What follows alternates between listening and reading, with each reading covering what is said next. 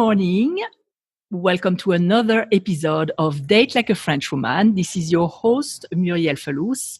And today I have a very exciting guest because she does something that I'm really curious about, and it's extremely unusual but beautiful.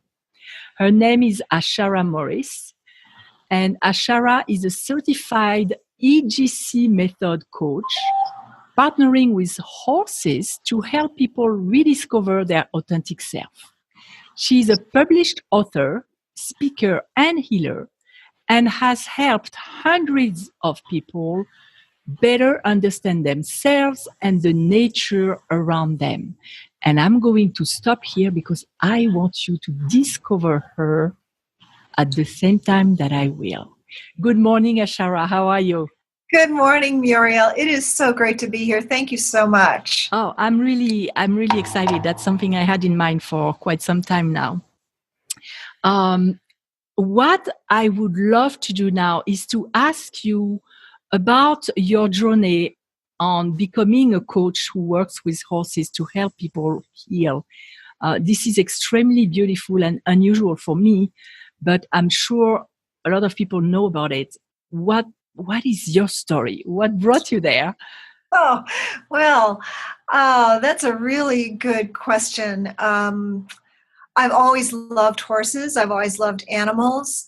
When I was a kid, I walked like a horse before I walked like a person. And yes, my parents were very disappointed in that because I would do it in church and, I could whinny and prance and do all those things. So I've always been in love with horses. And I had a normal childhood, what appeared to be a normal childhood. But as I grew up, it was like I didn't know who I was. And I spent a lot of time trying to find myself through other people. So the first part of my life, I lived very much in a fantasy world. I'm very introverted, so I tended to pretend I was somebody else, somebody I wasn't, and just to take on their characteristics. And I did that I'm embarrassed to say it, but I did that well into my 30s, where I just pretended I was somebody else. I had multiple relationships.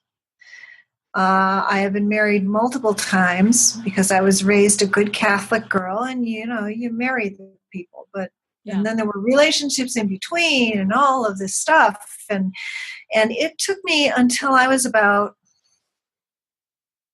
I think, 43, and I was working on my current husband, and I could see this pattern that I did where I would get involved with somebody and it would all be great and it would go on for about 3 years, and then it would be like, oh, I have to get out of here before they get out. So I was a runner. Yeah. And so the turning point for me was I recognized the pattern. And I can clearly remember I was sitting on an airplane heading toward New Orleans for a technical conference, and I had gotten myself involved with somebody else. This was my pattern. I would be married, and then I would get involved with somebody else. I'd gotten myself involved with somebody else, and I sat there and I thought, why am I doing this? Why am I trying to be somebody I'm not? This guy that I am married to likes me for who I am. He makes me laugh. He loves my cat, which was very, very important to me. Very important. And I was just like, okay, I have to do something here. I have to either commit or jump out of the plane. So I committed. Yeah. And we have now, instead of jumping out of the plane, which would have been very embarrassing. Yes. So we have been married now for 29 years. Beautiful. We have 6 cats. And 4 dogs and 4 horses. And we are both EGC coaches.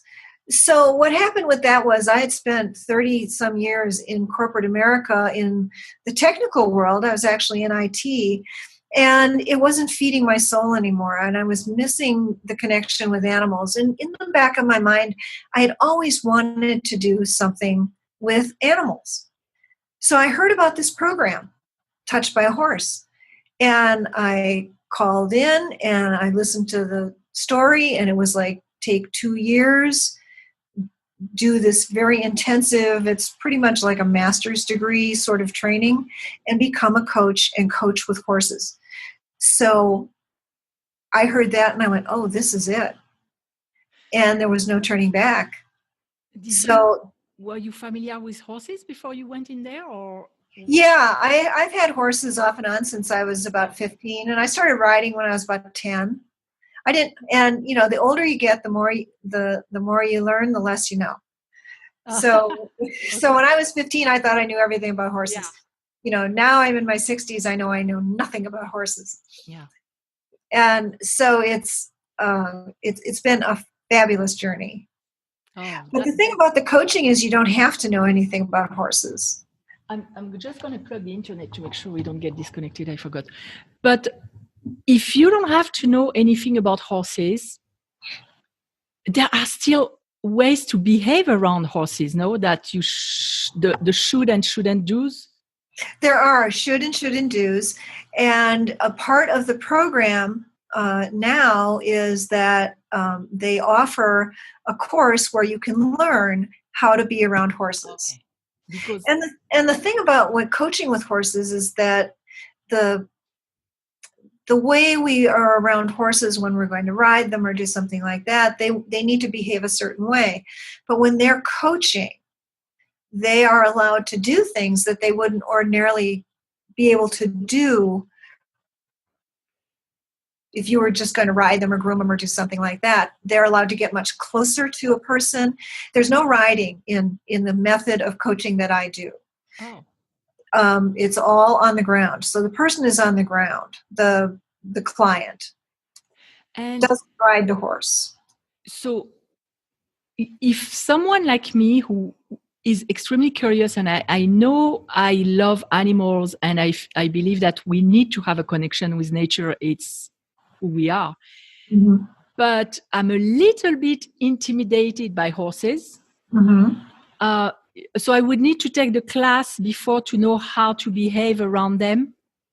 If you were are you talking about being coached or just coached? To be coached? I want to heal something. I have something to heal. Yeah. I'm coming to you to heal some kind of trauma or some kind of story that I had in my past. No, you do not have to take any sort of training. Okay. Because if you're nervous around a horse, let me back up.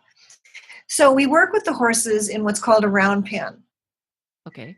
So it's an enclosure that's round, and typically what happens is the client and the coach sit for a while and find, have a little bit of a discussion about what's going on, because what you come in with might not be what's really up for you. Yeah. So we discover what's up for you, and then I will devise an experiment that includes the horse at some point.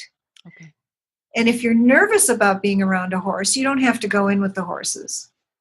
We can actually do the work on the outside, because you could stand on one side of the barrier and the horse can be on the other side of the barrier and still do its work. Okay, I get it. The horse is the actual coach. I just ask a few questions and facilitate. And that was going to be my question, actually. What's your role and what's the role of the horse? Yeah, I'm a facilitator. Oh, wow. So the EGC stands for Equine Gestalt Coaching. Oh, that's Gestalt. Okay. Gestalt. So Gestalt is wellness, is wholeness. Mm-hmm. So when you come to coach with the horses, we already know that you are whole. You have the answers. You know what you need to do. You've just forgotten. Yeah. So what we do is we help you remember. Okay. And going through the training, I learned all kinds of different techniques and tools. So we have lots of toolbox. And even at that, sometimes the horse will say, "Oh, throw all that out. We'll just do something different." Oh. So the horse kind of takes the lead. So you know how to understand the horse, where he's leading you to. Because me as a client, I wouldn't understand. Yeah. And actually, as a client, you might understand Okay. because the horse is going to do something. And I will say to you, that was really interesting what that horse just did. Well, what does that mean to you? Because your interpretation of what the horse did may be very different than my interpretation of it. Yes, of course. So if a horse turns its back on you, you might say, oh, this horse doesn't like me. Or he abandoned me, or some kind of perception. Or he abandoned me. Yeah. That's because that's your story. Yes. But that's not really what the horse is doing. The horse is doing something completely different. So we just kind of go with what's going on with you, and the horse will show you things so that you can find your answer. What is the most common problem that people come to you with?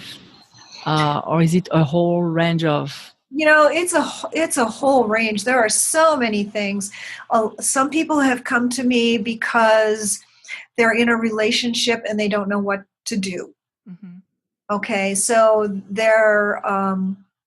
I had one woman come to me she didn't know if she should divorce her husband or not. Wow. And after working with the horse, she decided that she was going to ask him for a divorce.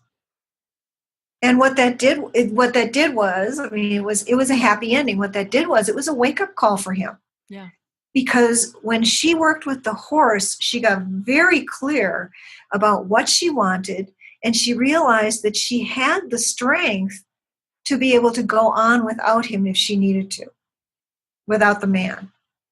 So in fact, the horse is going to react in a certain way, and the person is going to give you her story about it, and you go from there to see what's really under the surface that she's not willing to see yet, or something like that.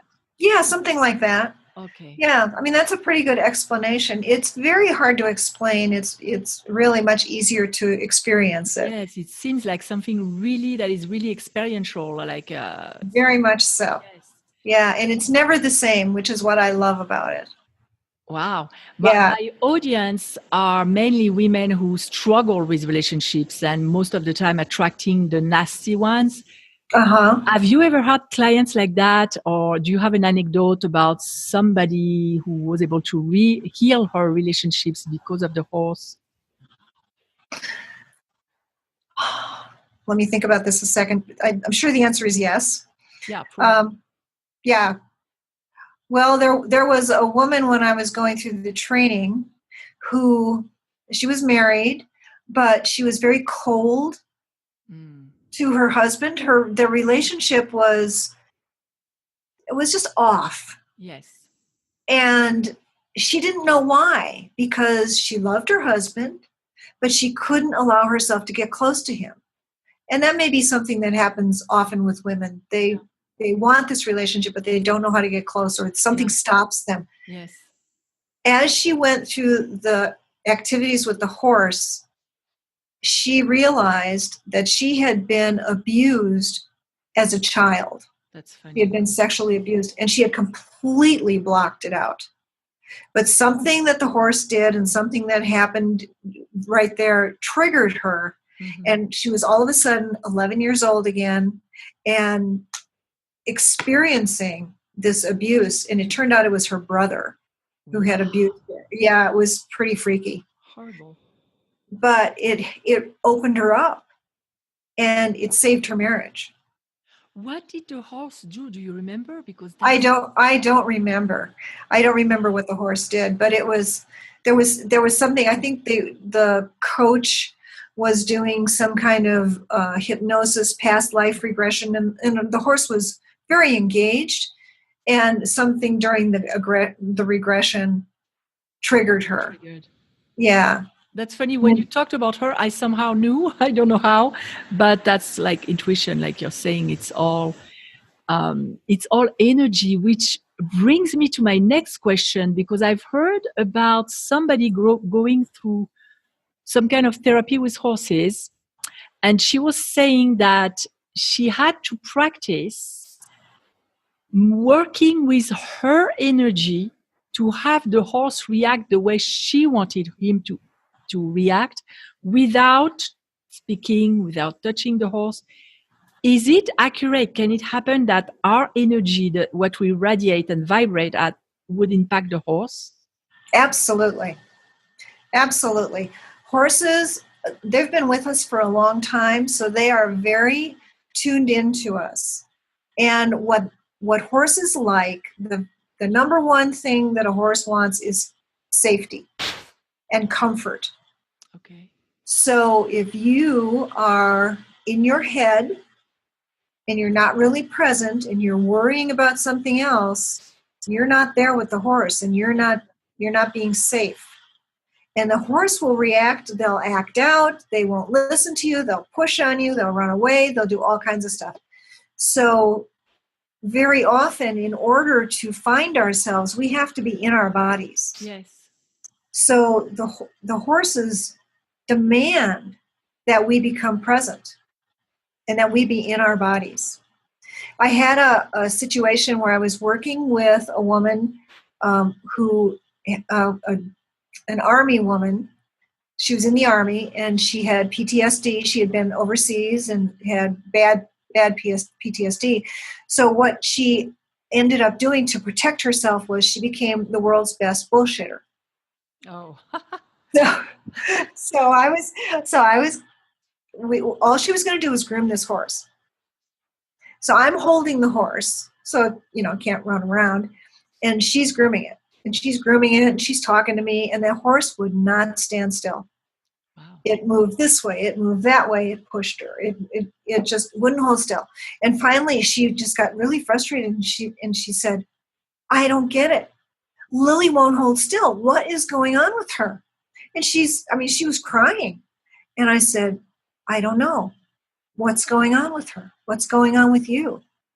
And she stopped a minute and she said, "I'm still bullshitting, aren't I?" And I said, "Are you?" And she said, "Yes. Lily's telling me I need to stop this." The minute she got out of her head and stopped bullshitting and got into her body and into her heart, that horse stood like a rock. So it's somehow a truth teller. It's a reflection of really what we have inside for us to get some direction about what we are doing or not doing.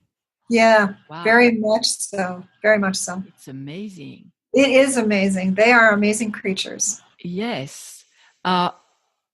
When you work with people, you work with one horse and one person, or do you also work with the horde? Is it called the horde? Oh, a herd? Herd. Oh, it really depends. A lot of times we'll take one horse and put it in the round pen, but our horses have access to the barn area so they can see what's going on. And very often those horses will come over and help.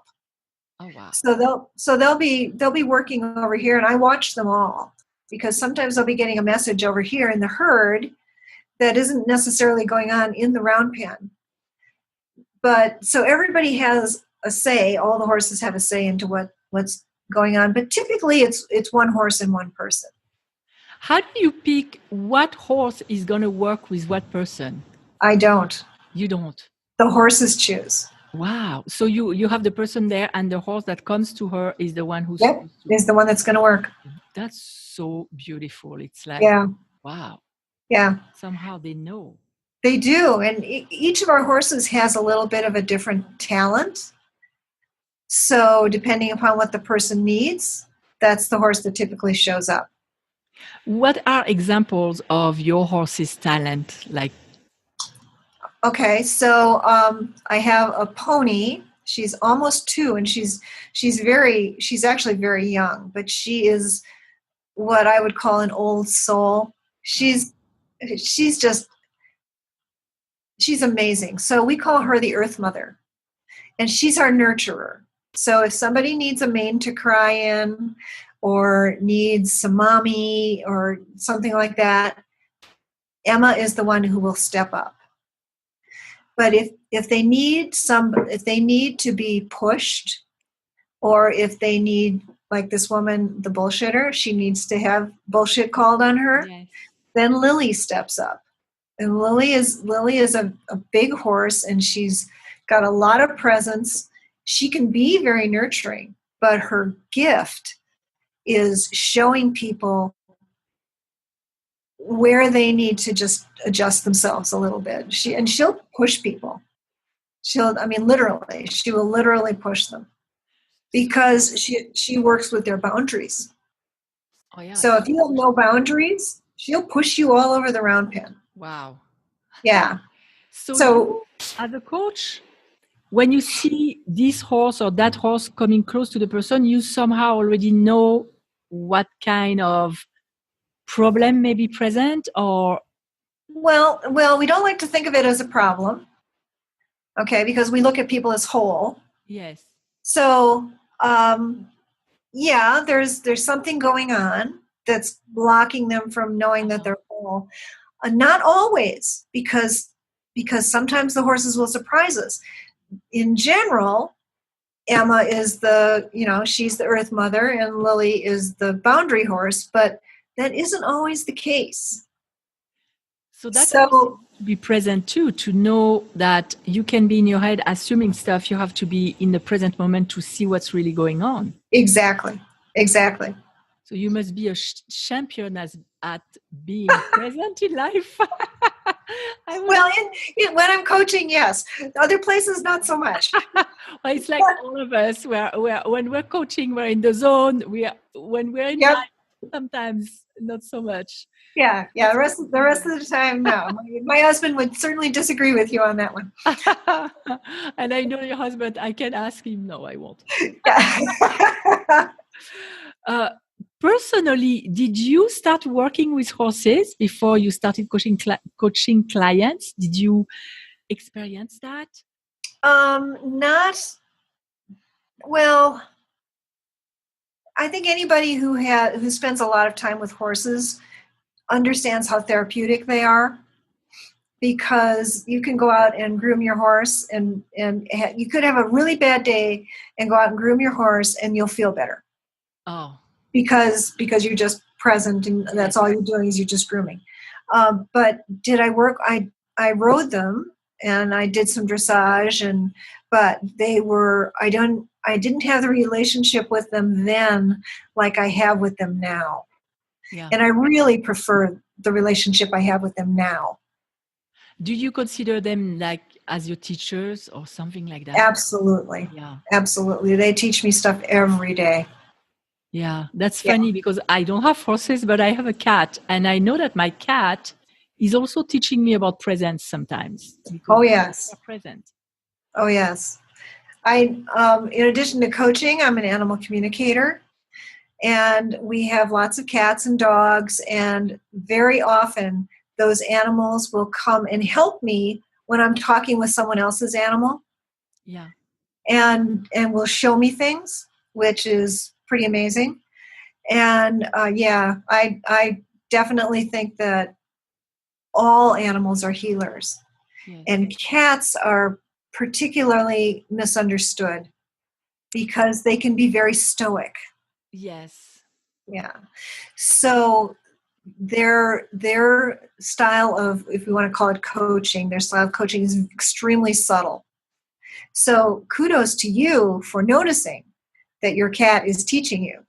Oh, well, my cat is, I believe he thinks he's human anyway, because he's understanding stuff that if we're sad, he's going to come and comfort us. He's really, really connected to us. I think more on a thought level. Sometimes I believe that is telepathic or something. I don't. Oh, yeah. Oh, absolutely. Absolutely. And I think it's more of a connection on the heart level. Yes. Yeah. That's why I wanted to ask you, with horses, do you feel the love? Because I know with certain animals, like our pets, we really feel the love. Do you feel that with horses too? Oh, yes, very much so. They have ways of showing you how they love you. And when you're present, you can feel the emotion coming off of them. Okay. So you can feel that they feel safe. You can feel that they love you. I had a mare who was our earth mother. She died last October. She was 26. she was my heart horse, and she still comes and works as a ghost horse.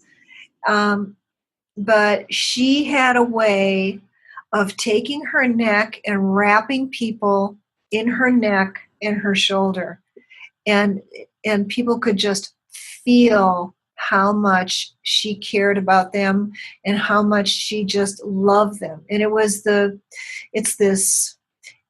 it's not the conditional love. It's just, I just love you. I love you for who you are. Doesn't matter what you've done, where you're going, anything, like, I just love you. And it's extraordinary. And that's the way they are when we're in ourselves and we're authentic. They don't care if who we are. All they feel is who we really are. Sorry. Yeah, they don't even look at the physical. They're looking at essence, at us, at the essence of us. Yeah.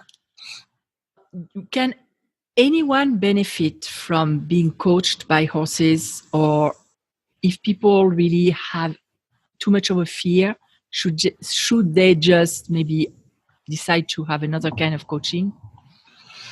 Well, I believe that anybody can benefit from horses, and I have seen people, and I have coached people who have said that until they were coached by a horse, they couldn't find the focus of the issue, and they couldn't resolve it.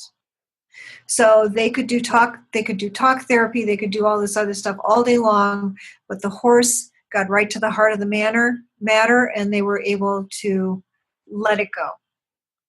So even if people are uneasy around horses, like I said, you don't have to go in with the horse, but you can have just great benefit just by being in their presence.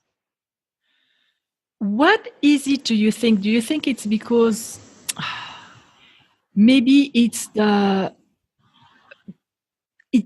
core of who we are, that connection with another being, maybe an animal?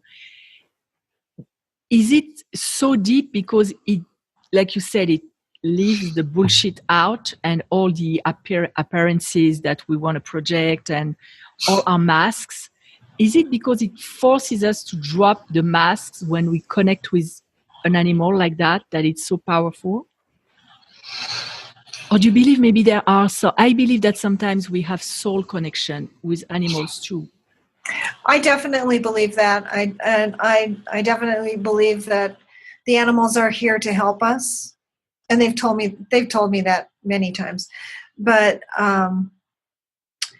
I think you are right. I think because we're predators and horses are prey animals, so we're not even looking at the world in the same way. So in order to be with a horse, we have to drop a lot of our predator stuff. Wow. And we have to just be the essence of ourselves. We have to be our authentic self. And when we are in that space, we're vulnerable and we're real. And it's not someplace that people go real often because it's hard to do that out in the world. It's scary, yeah. It's very scary. Yet the longer you spend with the horses, the easier it gets to stay in that space. And then you can take it out into the world and it changes the world because you look at the world in a different way. Yes. And do you see that some people who worked with horses were changed for life, where they really connected to their magnificence, their essence, can it do Yes. that? Yes. Okay. I mean, I can see it in myself. Because in order to become a coach, you have to do your own work. Yeah. And it's very intensive. We had to go to a minimum of 8 3.5-day weekend events called cores, where we learned techniques, we did coaching, but we also were coached. So in order to be a coach, you have to be clear. You have to drop your stuff. You have to let it go. And I have been changed profoundly by going through the program and by spending time with horses. And I have seen people who I've coached completely change, where they're able to allow themselves that vulnerability. And maybe it's only with one person, maybe it's only with their beloved, but it has made a huge difference in their life. And that's so. How long do you have to go to be coached on average? Is it several weekends or is it a week of total immersion? What are your programs? Well, everybody's different. Some people can get quite a bit out of an individual session, but typically what happens with just one session is, we're just kind of band-aiding it. Yeah. So we want to, you want to come for probably at least 3 sessions, and then maybe some phone coaching in between. And a session is anywhere between 2 and 3 hours. That's long. Wow. Yeah, it's a long time, but it goes really fast. Some people like to come for a VIP day, so they'll come and just spend a day with the horses. So we'll do a couple hours of work with the horses, and then they can journal or just spend time in nature and let it soak in, and then we go back to the horses. So they'll end up spending about 6 hours with the horses, and then 2 or 3 hours outside of that. Some people come for a weekend for a workshop, and then they'll be with maybe 6 or 7 other people. And by the time the weekend's over, people have gone through so much. It's like anytime you do a weekend workshop, friends for life. Yeah, you're bonding. Yeah. Yeah, you're really bonding, and so it's very individual. It really depends on the person. Some people could benefit by coming every other week. Some people might only need to come once a quarter. So it's really what they need. Like, because I know personally, I hike because I need the contact with nature to recalibrate. Mm-hmm. So that can be that too. You don't necessarily need to have a major problem to benefit from that. You can just not at all come and recalibrate. Yeah, just come and recalibrate. Oh. Yeah. So if people want to know about your programs, about what you do, where can they check out on you? We have a website, and it's called Harmony's Heart Coaching. So it's harmoniesheartcoaching.com. We also have a Facebook page. I have a Facebook page, and but that's more about the animal communication. But I post things on my personal page on Facebook. So mainly the website and Facebook. Yeah, so website and Facebook, yeah. That's great, and I'll put that in the description. Okay. So now we're going to get to the portion that I love, because for me, self-love is major in my life and in my coaching. Uh-huh. And I noticed that a lot of people don't even know where to start, what it means. It's like a strange animal. They don't know how to grab it. What is your own definition of self-love?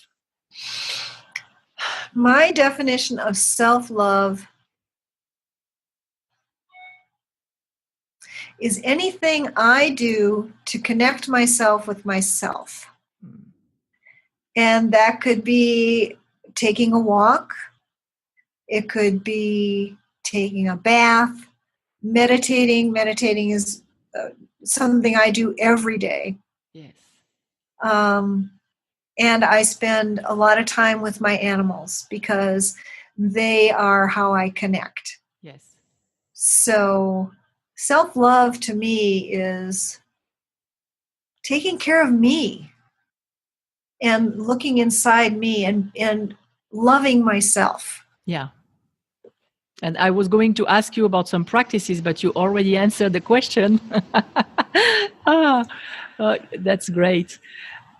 Before we close, is there one message or one advice that you would like to give people to take with them from this interview?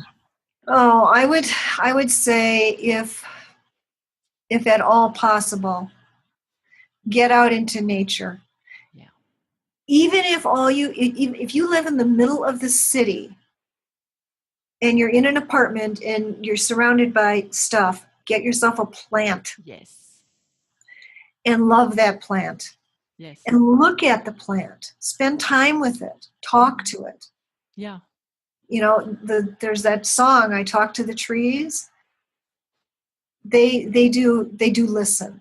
There were some Yeah. experiments on that the plants Yes. even to our thoughts.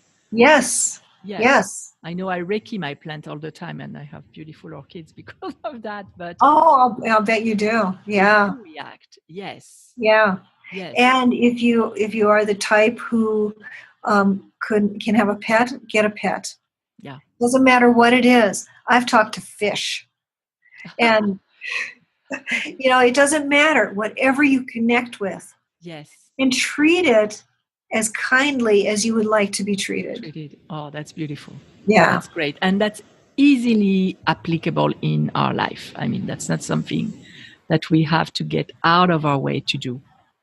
I want to thank you, Ashara. That was very, very interesting because I didn't know that horses could be that way.